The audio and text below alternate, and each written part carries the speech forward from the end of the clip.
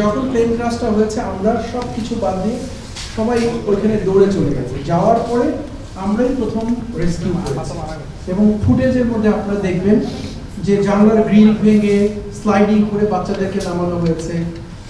সৈনিকরা ভ্যানে করে বাচ্চাদেরকে কাপড় টাপড় খুলে কাপড় দিয়ে ঢেকে রেখেছে।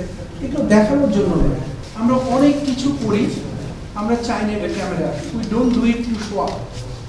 এই করলাম অল্প একটু দেখাবো অনেক বেশি, we don't do it, rather মিল্কি সবসময় যত কম পারা যায় ক্যামেরার সামনে আসার ক্রেডিট নেওয়ার কিছু নেই। আমরা দায়িত্ববোধ থেকে এই কাজটা করি।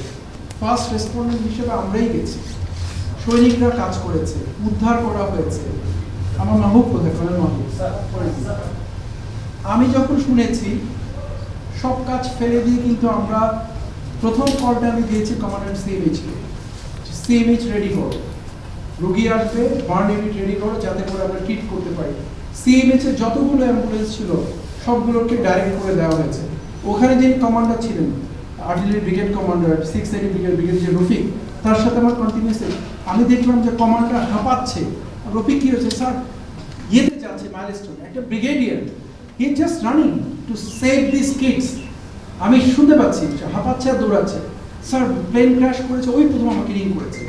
আমরা সিএমএইচ স্ট্যান্ড বাই করেছি, গাড়ি মুভ করে দিয়েছি, এডিশনাল ট্রুপস মুভ করে দিয়েছি, ফায়ার সার্ভিস ওরাও জেনেছে, আমরাও জানিয়েছি, ওটা মুভ করে দিয়েছি। দিয়ে গিয়ে কিন্তু আমরা রেস্কিউ অপারেশনটা প্রথম কাজ করেছি। আমার সৈনিক তো জামা খুলে ভ্যান চালিয়েছে, আমার তো ভ্যান চালানোর কথা না, বাট কথা সেটা না, কথা হচ্ছে আমার কাছে জীবন বাঁচানো জরুরি।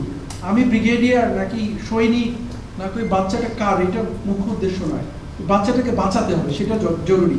এবং এই রেস্কিউ করতে গিয়ে রাস্তা ক্লিয়ার রাখতে হয়েছে, ক্রাউডটাকে ডিসপার্স করতে হয়েছে।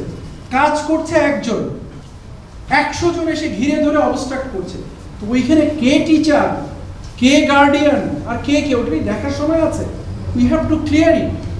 এবং আমাদের সেনাবাহিনী প্রধান ওখানে গেছেন, সাথে সিনিয়র জেনারেলরা গেছে।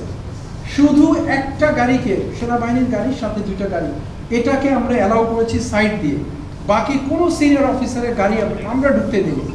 সিনিয়র অফিসারদেরকে বলা হয়েছে স্যার আপনাদেরকে এখানে নেমে যেতে হবে, বিকজ রাস্তা ক্লিয়ার রাখতে হবে, অ্যান্ড দে হ্যাভ ডান ইট। আমরা এটা নিয়ে কোনো কষ্ট নেই।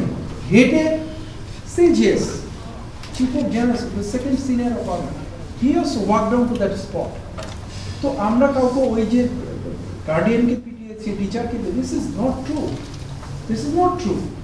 আমরা ডিসপার্স মবটাকে বা আপনার ক্রাউডটাকে ক্লিয়ার করা, উদ্ধার কাজের জন্য, জীবন বাঁচানোর জন্য, অ্যাম্বুলেন্সটাকে ডাইরেক্ট করার জন্য, নেওয়ার জন্য, আনার জন্য, এটা করতে গিয়ে হয়তো কিছুটা ধাক্কাধাক্কি হয়েছে।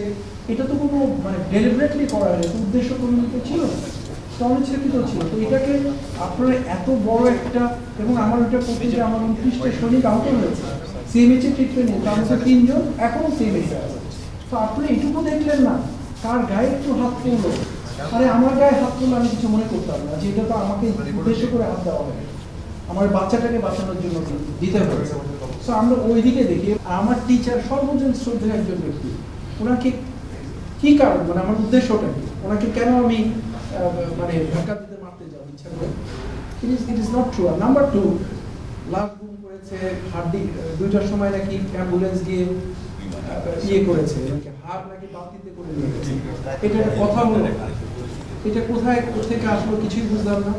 যার বাচ্চা মারা গেছে সে তো বলবে যে আমার বাচ্চাকে খুঁজে পাই, তবে না এটা প্রুফ হবে, তাই না?